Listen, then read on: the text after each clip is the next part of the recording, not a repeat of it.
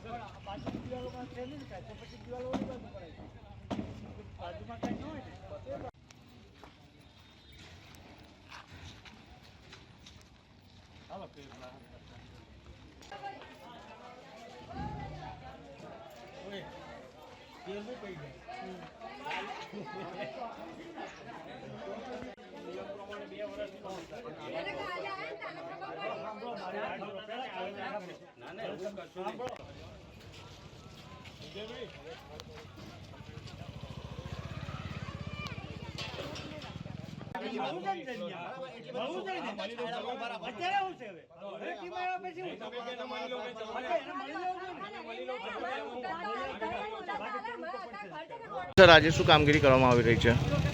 આજે વહીવટી board number 4માં PP 107 કોર્પોરેશનનો રિઝર્વ પ્લોટ છે, વાણિજ્ય વેચાણ હેતુનો।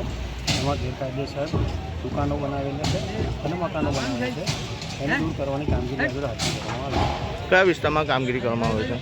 સયાજીપુરા ખોડિયારનગરથી અંદર ડીમાર્ટની પહેલાં। આપનો પરિચય? ચિરાગ શાહ, દબાણ શાખા અધિકારી। આ મેં જે ટાઈમે દુકાન લીધી તે ટાઈમે એવું કહીને આપી છે કે એગ્રીકલ્ચરની જમીન છે, કોર્પોરેશન ધારે તો બી તોડી ના શકે। એગ્રીકલ્ચરની જમીનમાં બાંધકામ નથી, આપણે ખાલી બાંધકામ કરવું એટલું કાચું છે। પરંતુ દુકાન લીધા પછી 1.5-2 મહિના પછી જ્યારે બીજી નોટિસ આવી ત્યારે ખબર પડી કે દુકાન લેતા પહેલાં બી નોટિસ આવી ગઈ છે અને ગવર્મેન્ટના કબજા હેઠળની જગ્યા અમને વેચાણમાં આપેલી છે અને 3 વર્ષ સુધી નોટિસો આવી અને ફાઇનલ નોટિસ કાલે આવીને કહીને ગયા કે સ્વેચ્છાએ તમે તમારું બધું હટાવી લેજો।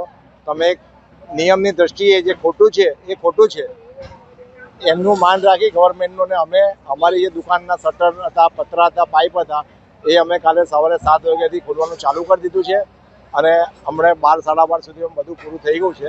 અત્યારે ખાલી અમારું જે સામાન અંદર છે એ જ અમે બહાર કાઢ્યો છે, ફૂટપાથ તમે જોઈ શકો છો। હા, એટલે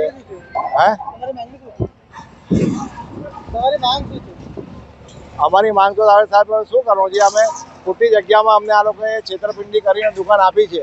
અમે ગવર્મેન્ટને બી કશું કહી ના શકીએ, કોર્પોરેશન તો એમ જ કહે કે આ તો અમારી જગ્યામાં છે, ઉપરથી કહીએ તો અમારી ઉપરથી ભાડું વસૂલે।